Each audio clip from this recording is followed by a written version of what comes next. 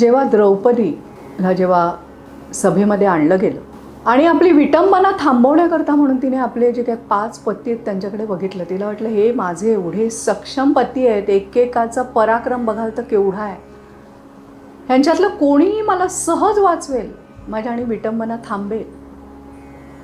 पण त्यांनी हातपाय गाळले.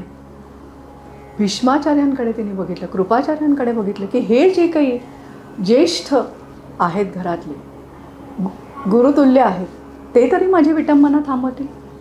पण तीही तिची अपेक्षा फोल ठरली आणि त्यांनी काहीही केलं नाही. मग शेवटी अगदी हृदयाच्या आतून तिने श्रीकृष्णाला हाक मारली. तेव्हा पुढे काय झालं हे आपल्याला सगळ्यांना माहिती आहे.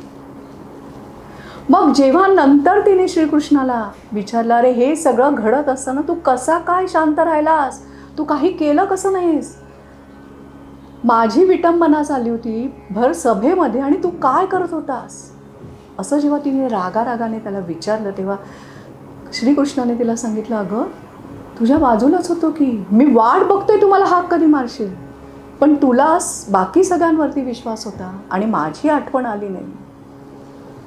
बरोबर, आपलंही तसंच होतं. आपल्याच्या आत हृदयात भगवंत आहे, पण आपण त्याचं स्मरण ठेवत नाही. किंवा आपल्याला सदैव असणारा जो काय परमेश्वर, त्याची जी ताकद आहे ती आपल्याला जाणवत नाही.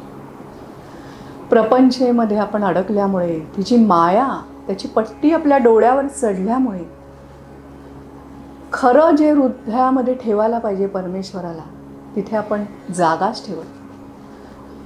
आपल्या इतक्या वेगवेगळ्या भावना, चिंता, काळजा, स्वार्थ, आपल्या इच्छा, आकांक्षा, ह्या सगळ्यांची भाऊगर्दी झालेली आहे त्या हृदयात.